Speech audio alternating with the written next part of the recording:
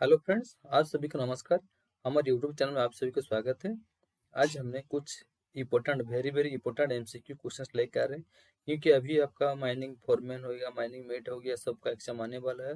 और एक नया खुशखबरी ये है कि अभी सेल का रिक्वायरमेंट आ चुका है और अगले नाल्को में भी आएगा। तो इसीलिए आपको अच्छे से तैयारी करना है। अगर जो चीज़ आप भूल रहे हैं उसको मैं याद दिलाते हुए स्टेप बाय स्टेप ये पार्ट बाय पार्ट हम वीडियो बनाएंगे, स्टार्टिंग से लेकर के एंड तक। ये क्वेश्चन एक डिफरेंट टाइप के हम बनाए हुए हैं।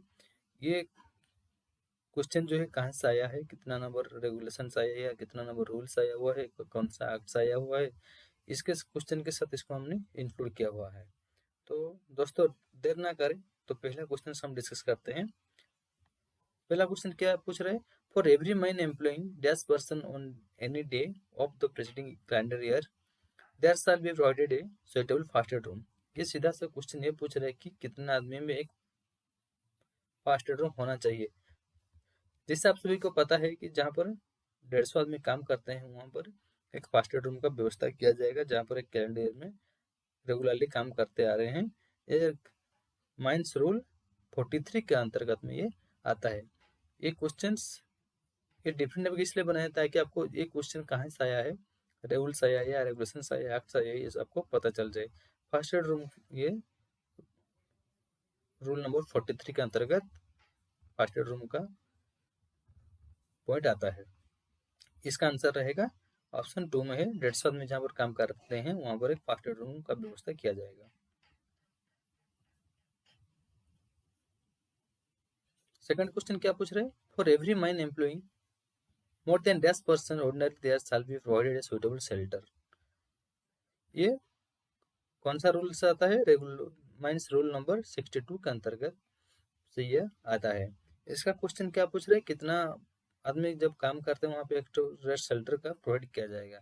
आंसर जहाँ पर 50% आदमी काम करते हैं वहाँ पे एक सुइटेबल शेल्टर का व्यवस्था किया जाएगा। ये अपने आपको याद है, लेकिन फिर भी एक रिमाइंडर के हिसाब से ये मैं वीडियो बनाया हुआ हूँ कि इसमें ये चेंजेस क्या हो कि इसका कौन सा रूल में आता है, रूल नंबर कितने में आता है, इसको मैंने ऐड किया हुआ है। आदमी लोग भूल जाते हैं क्योंकि ये पार्ट बाई पार्ट 10 पार्ट हम इसके अंदर मतलब बनाए हुए हैं। 500 क्वेश्चंस हमने ऑलरेडी उसका बना चुका है। अगर 500 एक साथ में हम बना देंगे तो फिर वीडियो बहुत काफ़ी लंबा हो जाएगा, इसीलिए उसको हम 30-30 क्वेश्चन करके रेडी करेंगे। तो ये क्वेश्चन कंप्लीट हो गया। Question number 3, maximum duration of working hours in the mine including over time is dash hours. ये माइंस एक्ट 13, ये देखिए रूल से आ रहा था, ये एक्ट से आ रहा है। माइंस रूल 30 के अंतर्गत ऑप्शन ऑप्शन है 3। ऑप्शन 3 में क्या है? 10 आवर्स। 10 hours over time. अगर कोई आदमी 8 घंटा से ज़्यादा काम करता है, कितना काम करेगा? 2 आवर्स और ज़्यादा कर सकता है, मिला के कितना? 10 आवर्स माइंस में वो काम कर सकता है।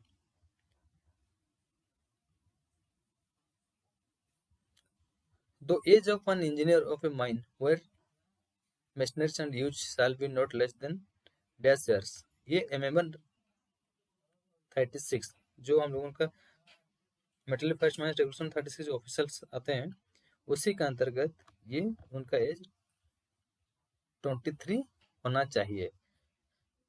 एक आदमी को इंजीनियर बनने के लिए उसका एज 23 होना चाहिए। वो अमेंडमेंट 1961 के अंतर्गत 36 के नंबर पे वो आता है।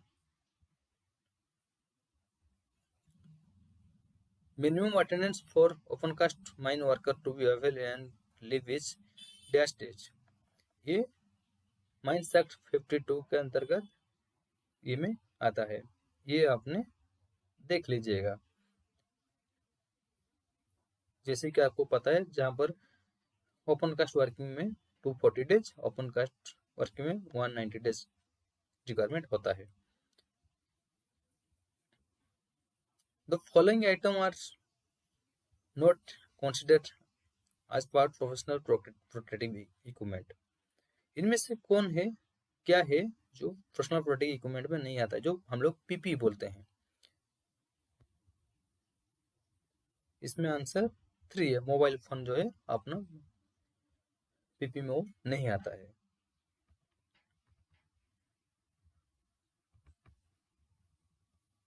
Question number 7, for every mine wherein dash or more person are ordinarily employed, the owner, agent or manager shall be appointed a qualified person as a welfare officer। ये पूछ रहा है कि कितने आदमी काम करने से एक वेलफेयर ऑफिसर को नियुक्त करते हैं, ओनर, एजेंट और मैनेजर।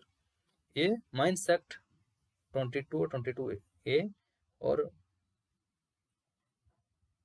माइंस रूल 29Q के अंतर्गत में ये आता है। तो इसका आंसर है 3। 500 आदमी अगर काम करते हैं वहां पर एक ओनर, एजेंट, मैनेजर एक वेलफेयर ऑफिसर को अपॉइंटमेंट वो करते हैं।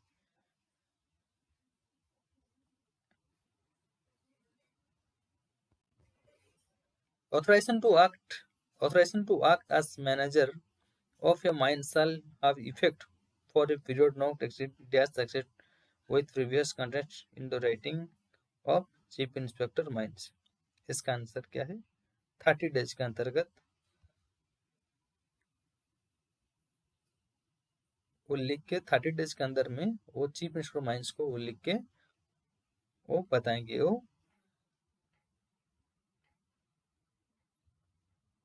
जब मैनेजर का करते हैं। A sub-hill operator is required to undergo theoretical and the job training of not less than, sorry इसमें थोड़ा टाइपिंग मिस्टेक हुआ है, इसको मैं क्लियर कर दे रहा हूँ, ऑफ नॉट होना चाहिए। Okay, yes, sub-hill operator is required to undergo theoretical and on the job training of not less than, इसका आंसर रहेगा 24 डेज। जब एक सबल ऑपरेटर को अंडरग्राउंड में ट्रेनिंग दिया जाता है और चलाने के लिए उसको परमिशन दिया जाता है तो उसके लिए ट्रेनिंग दिया जाता है। जैसे कि सबको पता है एक वोकेशनल ट्रेनिंग होता है, इसी तरह एक ऑपरेटर को अंडरग्राउंड में अगर उनको ऑपरेटिंग करना है, चलाना है, तो उसको 24 डेज का ट्रेनिंग दिया जाएगा।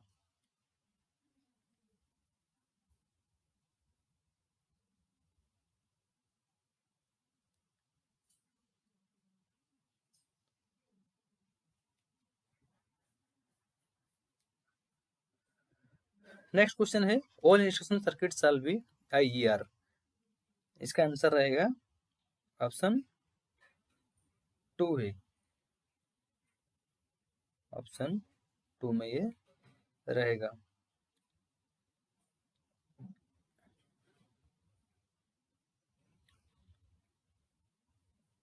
The flexible cable for portable apparatus shall be covered with estimating material to protect from IER। Answer क्या रहेगा इसके लिए? आंसर 3 रहेगा। आंसर 3 मैकेनिकल इंजरी इसमें अगर होता है तो उसके लिए वो कवर करेगा। टाइपिंग में थोड़ा मिस्टेक हुआ है, इसको अभी ओके कर दे रहे हैं। The flexible cable for portable apparatus shall be covered with insulating material to protect from। जो फ्लेक्सिबल केबल रहता है उसको उसका जो ऑपरेटर है उसको जो प्रोटेक्ट जो कवर किया हुआ रहता है उसको वो प्रोटेक्ट किसको करता है? वो मैकेनिकल इंजरी नहीं होगा, इसीलिए वो उसको प्रोटेक्ट करता है।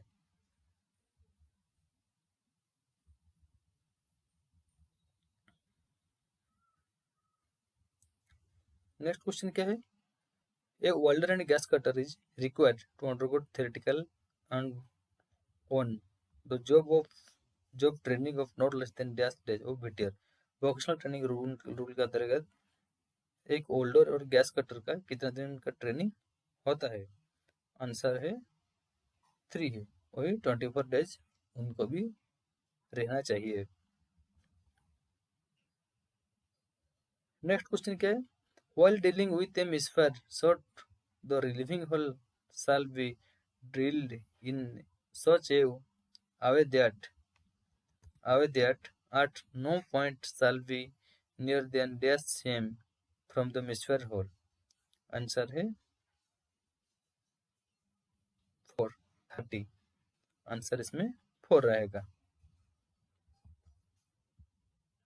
जैसे कि अगर मिसफायर हुआ है, अगर हम लोग उसमें रिलीविंग होल जब करते हैं तो रिलीविंग होल का पॉइंट कितना सेंटीमीटर, जो होल ड्रिलिंग किया हुआ है उस होल से कितना दूर रहेगा, 30 सेंटीमीटर रहेगा।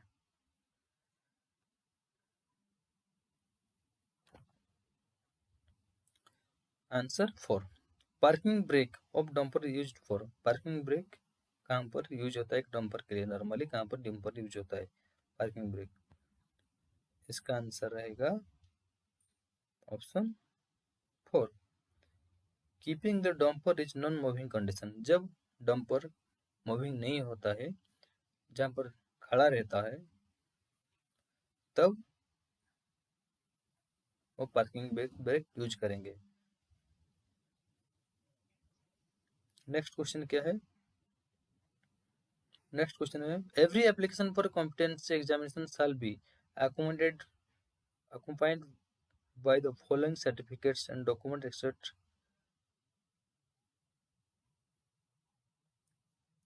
होना चाहिए। आंसर है 5।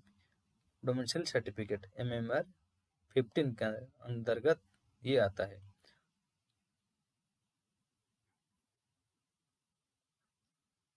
डोमेंशियल के सर्टिफिकेट के अंतर्गत आपको होना चाहिए। ये आपको पता है, लेकिन जस्ट एक हमने रिमाइंडर आपको कर दे रहे हैं। MMR 15 अपने देख लीजिएगा। During drilling operation the production of dust may be reduced by keeping suitable pressure, keeping the holes clear of potting direction of water, the quarter edge।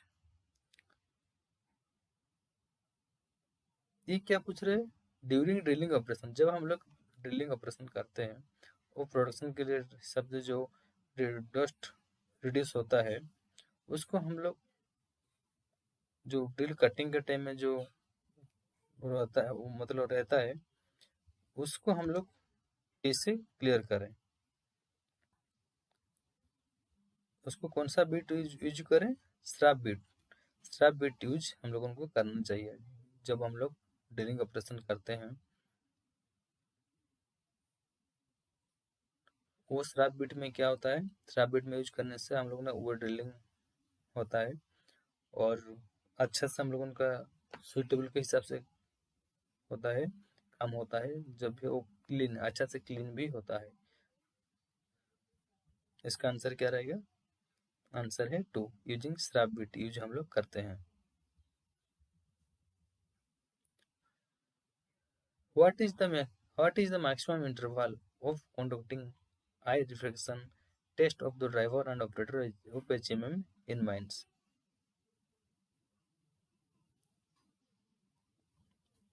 Answer इसका रहेगा 1 ईयर। जो माइंस में ऑपरेटर और driver रहते हैं उनका आँख का चेक कब चेक होता है, इसका आंसर रहेगा 2। 1 ईयर में एक बार वो चेक होगा।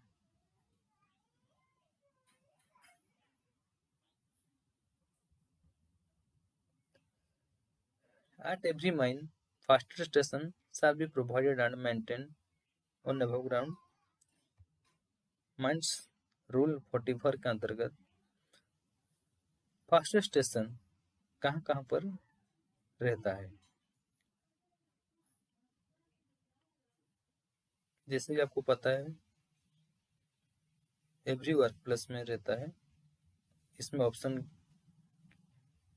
2 एक आता है और 3 क्या आता है, at every other place where more than 50% are employed at any one time. जहाँ पर 50 आदमी एक प्लेस में काम कर रहे होंगे एक साथ में, और एवरी वर्क प्लेस में एक फास्टर स्टेशन किया जाएगा। ये माइंस रूल 44 के अंतर्गत में आता है।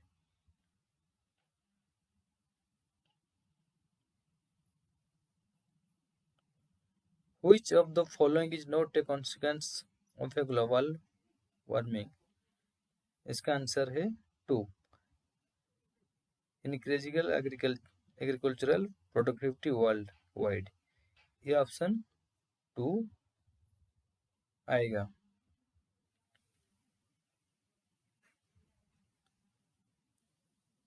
What is RF of a scale of a mica mines? MMR 16 metalliferous mines regulation 60 के अंतर्गत में जो प्लान एंड सेक्शन रहता है उसी के ऊपर में ये क्वेश्चन आया हुआ है। तो इसका आंसर क्या रहेगा? 200:1।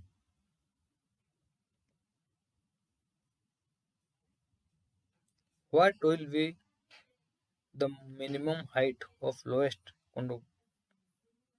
conductor of overhead line across of the whole road in an open cast mines? इसका आंसर है 312 मीटर्स। जहाँ पर हम लोगों का होल्डर रहता है, माइंस में होल्डर रहता है, वहाँ पे जब ओवरहेड लाइन जाता है वो ओवरहेड लाइन का जो डिस्टेंस मतलब हाइट कितना होना चाहिए? 12 मीटर्स का हाइट होना चाहिए।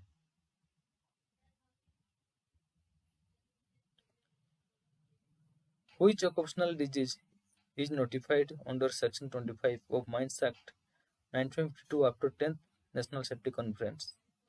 10th सेफ्टी नेशनल कॉन्फ्रेंस में जो हुआ था उसमें कौन सा डिजीज को नोटिफाई किया हुआ था? वो सेक्शन 25 के अंतर्गत। इसका आंसर है 2 नॉइज इंडक्ट हियरिंग लॉस। ये डिजीज को नोटिफाई किया हुआ था। DGMS comes under ministry labour of employment. Ministry of labour employment में DGMS आते हैं। वर्कमैन इंस्पेक्टर कम्स बाय, ये माइंस रूल 29Q के अंतर्गत में वर्कमैन इंस्पेक्टर आता है। और इसमें क्या पूछ रहा है? एक वर्कमैन इंस्पेक्टर कैसे हुआ था? सिलेक्शन के दौरान, इलेक्शन के दौरान, डेपुटेशन के दौरान, नॉमिनेशन के दौरान? आंसर फॉर नॉमिनेशन के द्वारा वो वर्कमैन इंस्पेक्टर आते हैं। The floor area of the rest shelter shall not be less than dash square meter। Rest shelter का फ्लोर का एरिया कितना मीटर से कम नहीं होना चाहिए? वो माइंस रूल 63 के अंतर्गत में वो आता है। इसका आंसर रहता है 14 स्क्वायर मीटर के से कम नहीं होना चाहिए।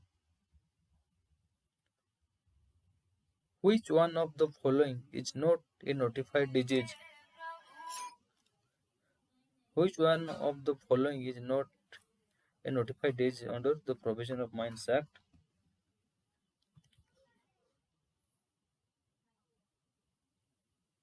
1952? माइंस एक्ट 1952 के अंतर्गत में ये वो आता है। इसमें ये पूछ रहा है इनमें से कौन सा डिजीज वो माइंस एक्ट के अंतर्गत में वो नहीं आता है, डिजीज के अंतर्गत में वो नहीं आता है। आंसर है 5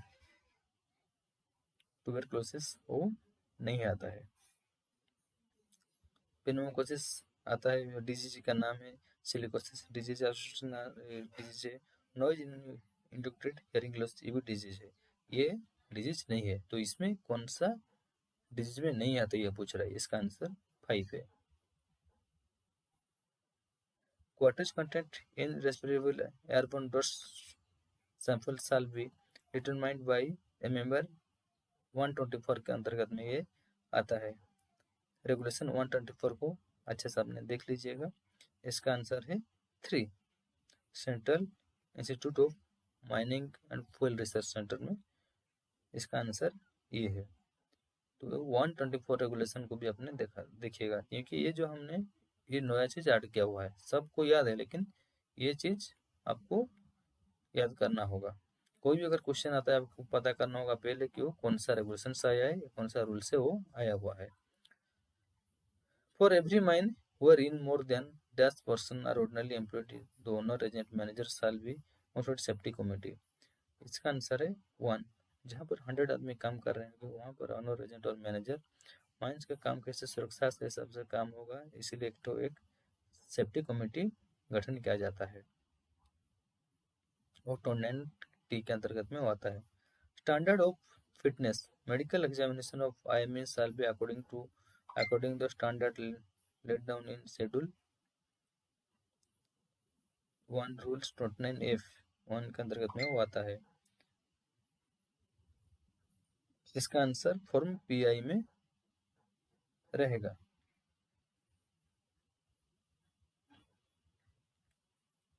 कौन सा फॉर्म में अप्लाई किया जाता है? फॉर्म ए में अप्लाई किया जाता है। The registers of reportable injury which is maintained in form J shall be sent to concerned inspector of mines। Answer है 4। आंसर 4 क्वार्टरली में रहेगा। फॉर्म जे में जो भेजा जाता है। रिपोर्टेबल इंजरी जो होता है, रिपोर्टेबल इंजरी क्या होता है? जब माइंस में किसी का इंजरी होता है, वो 72 आवर के अंतर्गत में अगर वो जेन नहीं कर पाता है, वो रिपोर्टेबल इंजरी में आ जाता है। उसको कितना दिन के अंदर में भेजा जाएगा? क्वार्टरली 3 मंथ्स में उसको अंदर में उसको भेजा जाएगा। थैंक यू दोस्तों, आज का वीडियो को हम यहीं पे समाप्त करते हैं। ये पार्ट 1 था। इसका पार्ट 2, पार्ट 3, पार्ट 5 इसी तरह हमने बनाएंगे। इस रेगुलेशन और एक्ट जो भी साथ में रहेगा, कौन सा क्वेश्चन कहाँ से आ रहा है, आपको यहीं से पता चल जाएगा। थैंक यू दोस्तों।